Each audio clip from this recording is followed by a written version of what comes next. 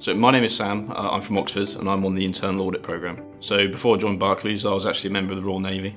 I was a member for 4 years. When I was coming up to the end of my time with the Royal Navy, I started looking at different positions that I could go to after my career. Through the resettlement office with the armed forces, I discovered that there was the Barclays Hire Apprenticeship Scheme. I spoke to a few people who worked in finance, and I realised what a great life it would be, and so I applied. The things that I thought were great about it was that Barclays is a great company. It's massive with a global reach. The opportunity to meet new people and work dynamically was something that I hadn't necessarily had exposure to in the past. I'm also really interested in the work. I mean, money is the lifeblood of the economy and it's something that everyone in the world needs. My role is I assist on audits. I'm soon to be starting my own and actually having a part of audit that I'll look after myself. My experience of audit in the past is very limited. I did do a little bit of it in the Navy, but not to the same extent as what I'm doing right now. But I honestly couldn't say that it is very challenging because the team makes it so easy for me to sort of, break down into little bits and understand, and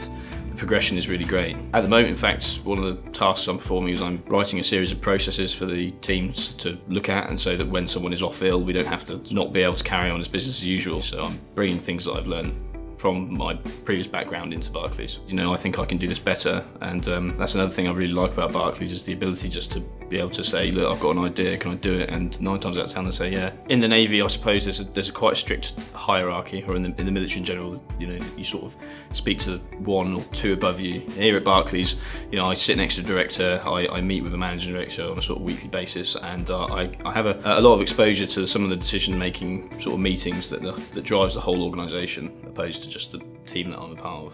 So for my ex-military colleagues out there, I can honestly say this is a great place to work. There's a massive Barclays military network, the head of which is an ex-colonel.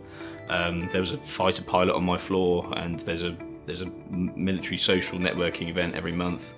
And you may be surprised to learn that the culture in Barclays is quite close to the military. There is quite a lot of sort of banter, and everyone really cares about their appearance, and it's a hard-working kind of place, and it really does suit ex-military people. People who find it easy to work in internal audit tend to be very analytical, good with facts and figures, and analysing data. But I think from my experience that I've been here, I think you just need to be sensible.